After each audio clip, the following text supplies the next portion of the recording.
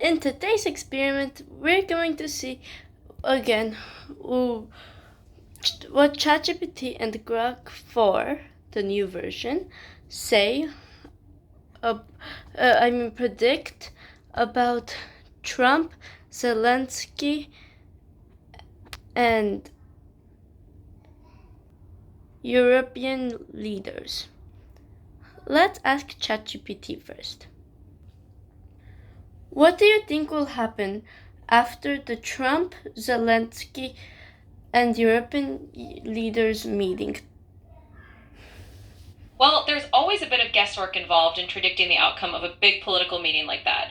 But generally speaking, after a meeting that involves leaders like Trump, Zelensky, and various European heads of state, we can probably expect some kind of joint statement or press release. They'll likely highlight areas of agreement, maybe talk about cooperation on security or economic support, and emphasize unity, especially if there's a focus on supporting Ukraine.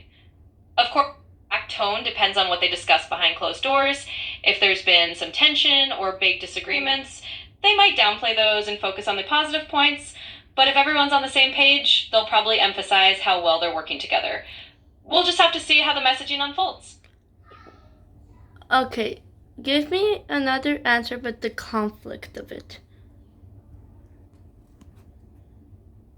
Absolutely. Taking a more conflict focused angle, if there's any tension or disagreement between the leaders, say differences on how to handle ongoing conflicts or the level of support each country is willing to provide, then the aftermath might look a bit different. In that scenario, you might see less of a unified front in the public statements. Maybe each leader will emphasize their own country's priorities or conditions. You might also notice more careful wording, leaving room for further negotiation, or even a hint that some issues remain unresolved.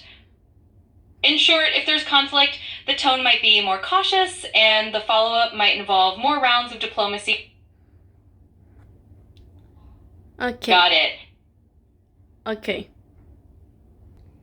Okay, now let's ask Grok his opinion. What do you think will happen at the Trump Zelensky and the European leaders meeting? What do you think will happen at the Trump, Zelensky, and European leaders meeting too? It seems like you're asking the same thing twice. Anyway, based on the recent meeting on August 18, 2025, at the White House, here's my take on what might happen if another similar meeting occurs. The discussions would likely focus on Ukraine's security and ending Russia's war, with Zelensky pushing for strong US and European support, including NATO-like guarantees.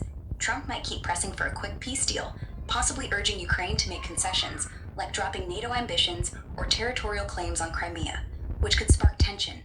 European leaders like Macron, Starmer, and von der Leyen would probably stress a united front, advocating for a lasting peace that respects Ukraine's sovereignty. Expect some diplomatic friction, especially if Trump leans toward Russia's demands, but also efforts to keep talks constructive, maybe with a push for a trilateral meeting involving Putin. Anything specific you're curious about for a follow-up meeting? What do you think will happen after the meeting? After the meeting on August 18, 2025, things might move quickly, depending on what was agreed. If Trump pushed for a rapid ceasefire, Ukraine could face pressure to enter negotiations with Russia, possibly involving concessions like territorial compromises or pausing NATO aspirations. Zelensky might resist this, causing some strain with the US, but he'd likely keep rallying European support to hold firm on Ukraine's red lines. European leaders like Macron and von der Leyen would probably double down on aid packages and military support to bolster Ukraine's position, while urging diplomacy to avoid escalation.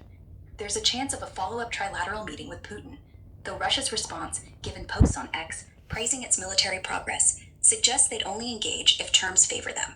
Progress could stall if Trump's deal-focused approach clashes with Europe and Ukraine's insistence on sovereignty. Any specific outcomes you're wondering about? No, thank you.